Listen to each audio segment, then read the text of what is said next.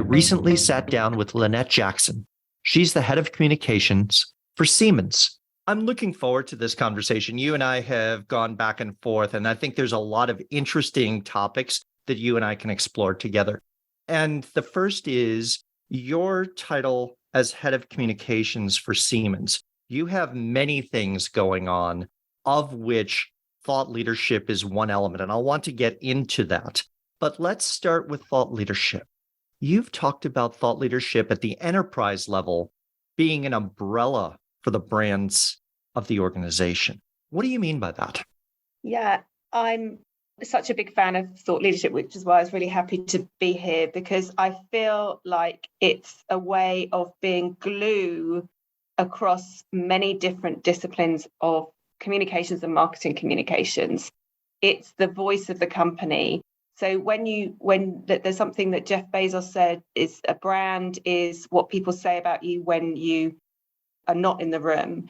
Right. And then I would add that thought leadership is this notion of it's the ideas that are sparked from what people think about you when you leave the room. So I think it's a critical element of communications. And as an umbrella, it's the thought leadership. There's that word leadership and leading. So where do you want your brand to go? I think you can use so many words that takes where you want your brand to go.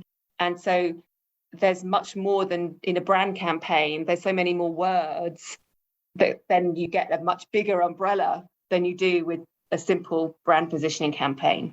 The other piece that I like about the metaphor of the umbrella is I think about, when a sudden rainstorm comes, people, if there's only one umbrella, will cluster underneath it and find some shelter together. And I think that metaphor of being together in a defined space where they can actually be together makes sense to me. I'd love to hear your thoughts. Thank you, Bill. I'm going to use that. I love that analogy. No, and so I'll be open with you. I used to talk about air cover. Mm-hmm, and then nearly a year ago with the Ukraine war, I just really, I hated that notion of air cover. And so then I like it, that notion of being protected. But what's super important is what are you the umbrella for? And it is this idea that we have, from a brand level, we're providing shelter and connections to the outside world. But then you're joining together with what the businesses need from you. And that's the power of it, because then you, if you do it right, then you can have a framework where you're connecting from the brand through to demand, as you say, or from a corporate, that nasty corporate word that I'm responsible for, to the businesses, to the regions. And so you're creating that shelter. And I think the other thing that I like about the umbrella metaphor too is there's usually a sense of motion with an umbrella. Yeah, you may be out standing in the rain waiting for a bus or whatever, but most of the time you're walking from A to B. You've got a point of purpose and direction that you're going. And so you can say either to internal entities, come with me, or you can say it to clients, customers, vendors, the whole ecosystem. We're on a journey. You're giving me all these images in my head. And the tours they have, when there's the tour leader, they've got their umbrella. Oh, right. Yeah. That's my head of thought leadership. And so then corporate level, then I want that team to be the guide to say to the organization, these are the key topics that we want to talk about, and lead the conversation in a way that's relevant and interesting for all of our stakeholders. And then the organization, the many communications professionals and ambassadors and thought leaders across the company, they can follow that nice tour leader umbrella. Well, and then it becomes the question of giving that visual cue of where are we going? And I love the idea of the tour leader holding up the umbrella or the sign, and it's a little bit of a follow me. Otherwise, if you just unleash, a bunch of people on go explore the city, then the tour just goes 30 different places, right? Yes, yeah. And that's where we were, to be honest. I think what I love about Siemens is we're very democratic with our communications, super democratic. And I love it because I've worked for other companies, and I will not mention their names, where there's been much more control, and to the point where it probably stifles creativity. But we're very, very democratic. But one of the things that you strive for is brand coherence. And so what you can do by creating a structure and a framework is you can build into that coherence and really ensure that you're supporting what you want the conversation to be about, but that you're also leading it and saying new things. And that's one of the ways that we do that is we talk about the credibility foundation layer. And so what do we mean by credibility? We're really strong on these brilliant, clever things, digital twins. So basically you're able to have a digital version of pretty much anything. So a factory, a building, and then you'll be able to optimize it and then make run it simulations and then make the improvement in the real world. Yeah. And so digital twins, that's something where we're really good and we've got credibility. But with thought leadership, you want to be visionary. And so then you talk about the future, which is the industrial metaverse. And so that's a good example of the credibility is we want to talk about digital twins. The visionary is we want to talk about the future, which is the industrial metaverse, which is very, very advanced and fancy digital twins. And now I'm sorry to all of my engineering colleagues because I've just described the industrial metaverse in such a simplistic way. Well, and I think that's a point that's worth unpacking, right? So you and I can talk about industrial metaverse. And then if you have an engineering colleague who's talking on a much deeper level, those can both be forms of thought leadership. You can do it as a sort of 101 entry level into the world of what is the industrial metaverse if somebody hasn't heard that term, followed by you have PhDs and experts who can run right to the bleeding edge of the technology and say, here's what I think is coming next. No, and that's what I really like. And then you because when I think about thought leadership, and we had this exchange before, I want the content that's being created for Siemens to be the stuff that I would want to read on the weekend, and that our customers and stakeholders would want to read in the weekend. So for me, I would want that. What on earth is this industrial metaverse? And so when I'm browsing on a Saturday morning in between the Times and the Economist and whatever novel I'm reading, I would love to have something that informs, educates me, and really helps me understand the industrial metaverse. But my chief technology officer, he wouldn't want to read what I want to read. He would want that deeper level of content. But for me, it's creating that content that is valuable enough that you want to read it in your free time because it serves you in whatever your requirement is. Learning more, understanding more, quality of content as a communicator. I mean, that's what I think is the science and the art of thought leadership. In today's conversation, I invited Kasey Risch. She's the SVP of Shopper Insights and Thought Leadership at Acosta. One of the places that I want to begin in exploration is you've spent a lot of time looking at why people buy and how people buy. In fact, your title being Shopper Insights is very much related to that, tied with thought leadership.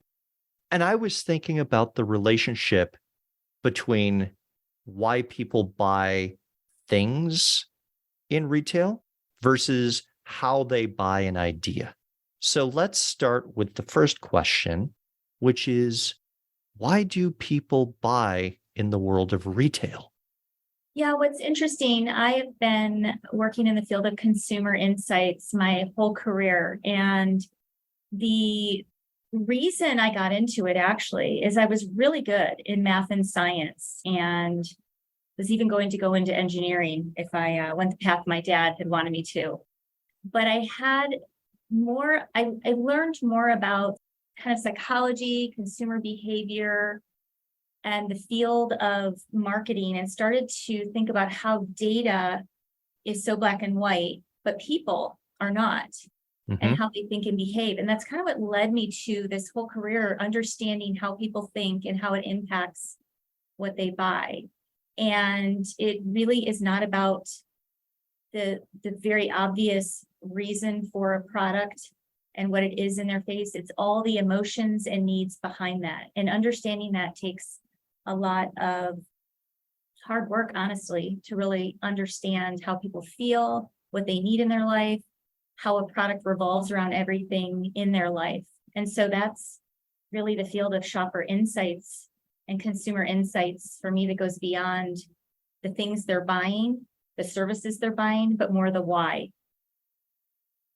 And so that process of digging deeper into the why, I think, makes a fantastic transition into the world of thought leadership. Individuals and organizations can have ideas, but why should anyone pay attention? You can't just put the idea out there and hope everybody will go, oh, this is brilliant, right? It's interesting because when you actually discover an insight, it's all very automatic and natural.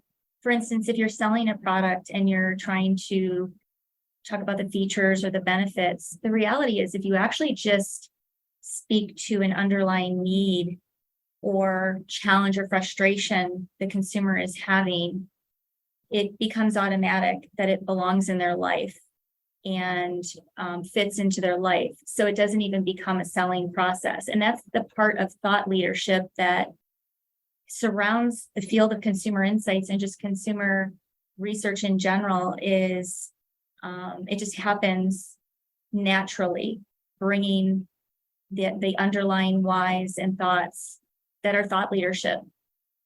And getting them to the right individuals, right? So you're working on behalf of manufacturers and they want to know, okay, if we launch this product or we have this product in the market, what are consumer behaviors? What are customers thinking and what's important, right? And so they're trying to close that gap between the idea that started the product and how people are using it.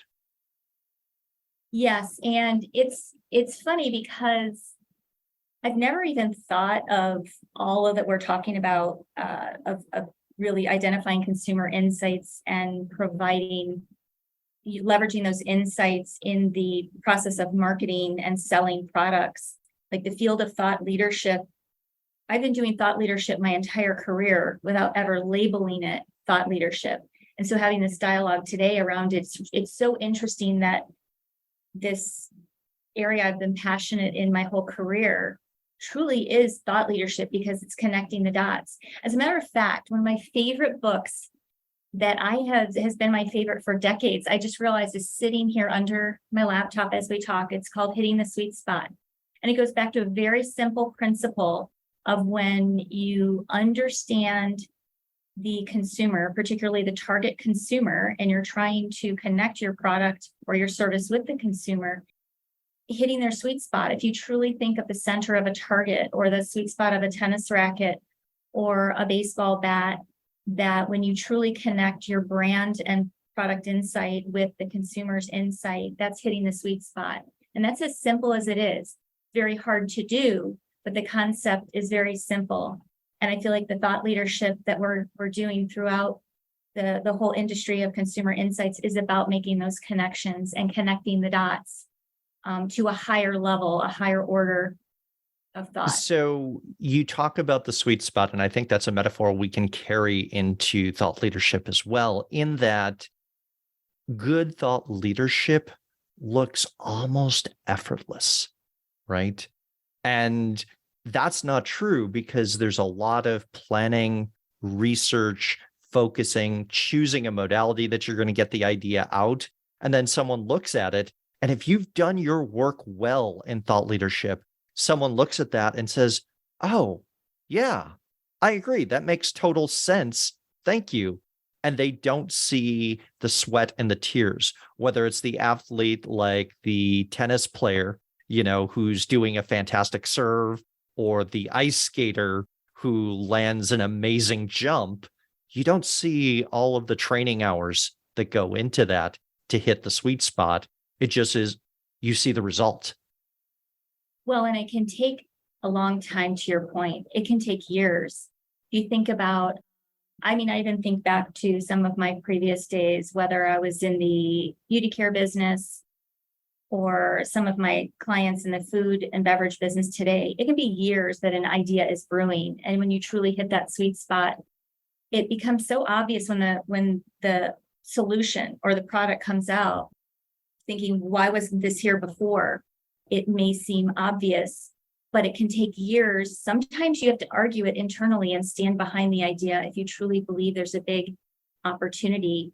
I've certainly been shut down many times with my ideas. And sometimes I do shy away from them, but if I truly believe that we're onto something, I'll stick with it. It takes a lot of time and courage to stay with it if you think you've really found that sort of sweet spot of opportunity. And you bring a point out that is worth underlining, in that ideas sometimes have a time or a season to them. And you may be ahead when you first see that insight of when the time and the season that others would be ready to accept it, right? And so I've worked with individuals who have said, yeah, I've spent a good chunk of time, years, or even sometimes a large part of their career, arguing for one big idea that they knew had power, but it wasn't time yet, right? Absolutely. Yep. And you just have to, one thing is to be repetitive, and that's okay, to continue to say it over again and never be afraid that you're repeating. I mean, some people will receive it differently on a different day, or maybe just saying it in a different way might actually be received better, or you might have a slightly different audience on a particular day. So it does take courage and confidence. I look back at earlier in my career where I did let other people convince me I was wrong. So I'd walk away from an idea and then later see someone else do it really well. And you just kind of learn over time to stick with it. And it's okay to be wrong too. That's important. Absolutely. Thought leadership does not have to be 100% accuracy. And if we hold ourselves to that standard, it is very likely that the good ideas will never get traction and miss that window that we were talking about of when they were needed. If you're enjoying this episode of Leveraging Thought Leadership, please make sure to subscribe. If you'd like to help spread the word about our podcast, please leave a 5-star review at ratethispodcast.com/LTL and share it with your friends. We're available on Apple Podcasts and on all major listening apps, as well as thoughtleadershipleverage.com/podcasts.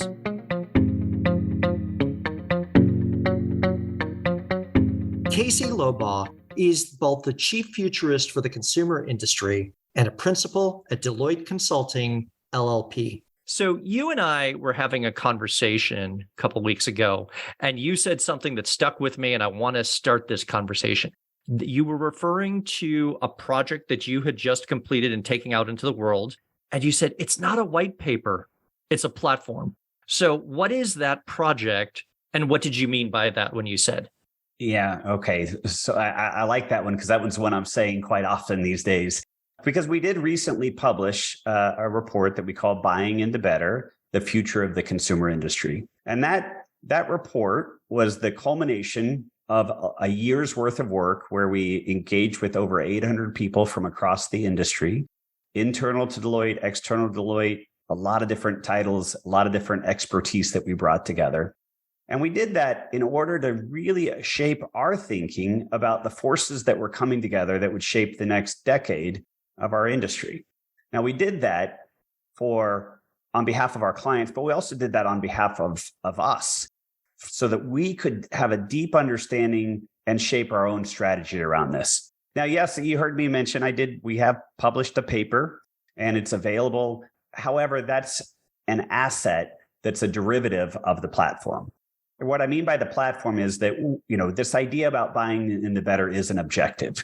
The objective is to help the industry begin to shape itself and to influence it to make the right choices to shape the future that we want more broadly, but also to do the same for us at Deloitte, shape our own practice, shape our own industry, shape our own priorities. And the platform, we believe will have, it will be long-lived. We will have a whole series of research that we continue to do. We continue to refresh, we continue to update. I'm confident we'll have a whole series of papers that get published on the backs of that research. But the real thing that I try and impress upon people is that what we're trying to do is we're trying to move the market. We're trying to move our own firm. And that's the objective. And the platform is dedicated to that. So what I try and do is say, it's not a paper. We do have a paper, but that's a derivative. But the real platform is this long-lived capability, this long-lived investment, and this long-lived objective that we're organized around. So hopefully that makes sense of the difference between the two. I think it does. And the risk of a white paper or report is it gets attached, maybe shared a little bit, but it doesn't necessarily fuel the conversation in the same way, right? And so you need people to embrace the ideas for them to come to life, both, as you said, internally within Deloitte, as well as then to clients so they can start thinking ahead. So with that, you did a lot of research and you said a year's worth, but you talked to a lot of people. Let's break down some of those conversations as to who did you talk to and how many conversations? Yeah. And of course, a part of impacting change is actually engaging a lot of people in the process. So part of the reason why we've engaged so many people was for that reason. We wanted to engage people deeply, let them swim in the content, let them help shape the content.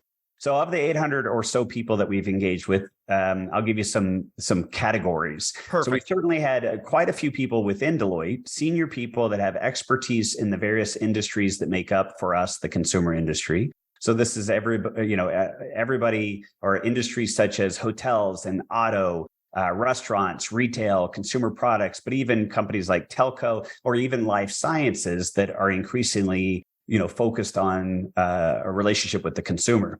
So we had that expertise that was participating with us, but we also had external expertise, meaning clients that were involved. We had academia, multiple institutions that participated.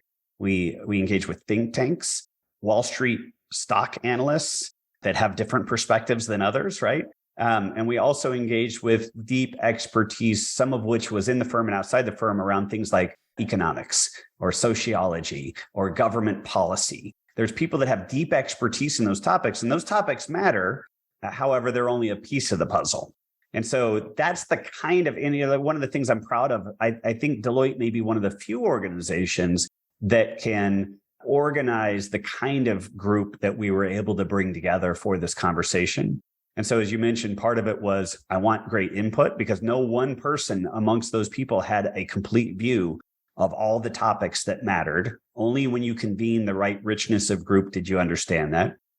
Second of all, the diversity of, along a lot of dimensions, you just get a lot of different perspectives. So we included some of the youngest people at Deloitte in the conversation because they brought very unique perspectives about the consumer industry, about the state of the world, the planet, where things were heading. And we also included, of course, very senior people at Deloitte who participated. We also used our what we call the State of the Global Consumer Tracker, Deloitte's version, which really looks at monthly.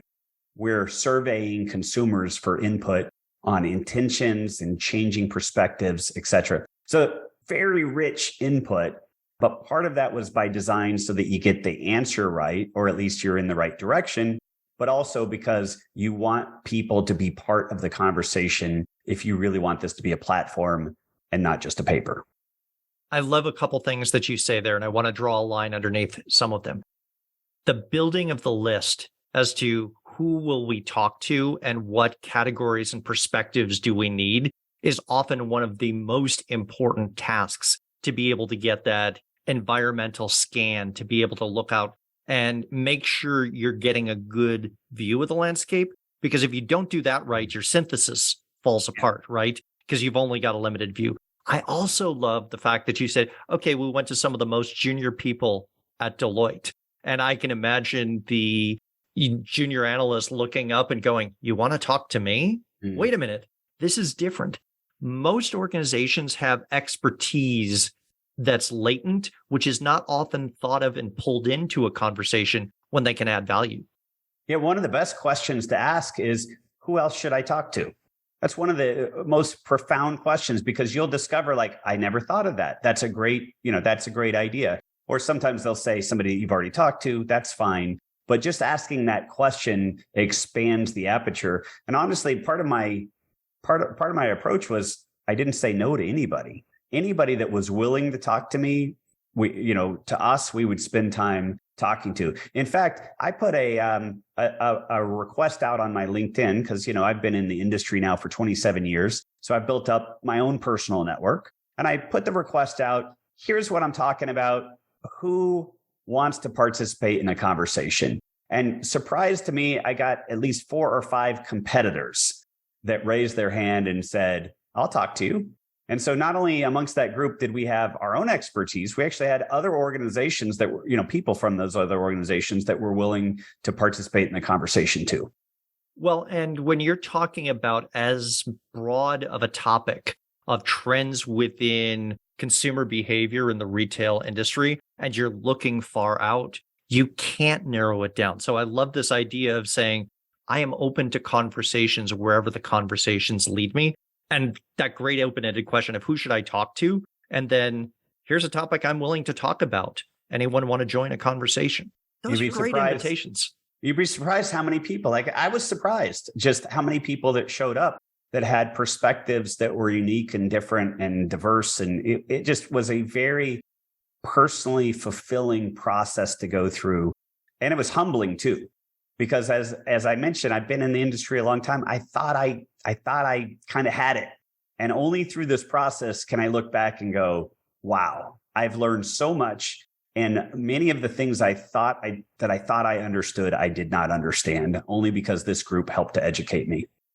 I've often referred to that process as thinking in public and being willing to say, here's what I'm thinking about. I don't have all the answers, but I'd love to hear your thoughts, as a way to open up the conversation. Then certainly, like you said, to learn, right? Because it forces the person opening the conversation to approach it with a little bit of humility, because you're admitting right off the top, I don't have the answers. I want to hear your perspective. So I agree with that, but there's also an evolution where at the beginning of the process, we're very much like, we don't even know where to start. So right. And towards the end of the process, we're actually starting to test some ideas, because at this point, you've started to hear enough commonality and some things start to emerge. And so at the end, you're asking some questions, but really you're testing ideas to see if they resonate or if they agree. Well, and that ability to sift information as you go through the process. And you talked about doing interviews over the course of a year. You see the themes that emerge. You can do some hypothesis testing and see, okay, is this a pattern that just because I talked to 3 people, it's really a pattern? Or was that a unusual selection and sample of those people? That's right. That's right. If you're interested in organizational thought leadership, then I invite you to subscribe to the OrgTL newsletter. Each month, we talk about the people who create, curate, and deploy thought leadership on behalf of their organizations. Go to the website orgtl.com and choose Join Our Newsletter. I'll leave a link to the website as well as my LinkedIn profile in the show notes. Thanks for listening, and I look forward to hearing what you thought of the show.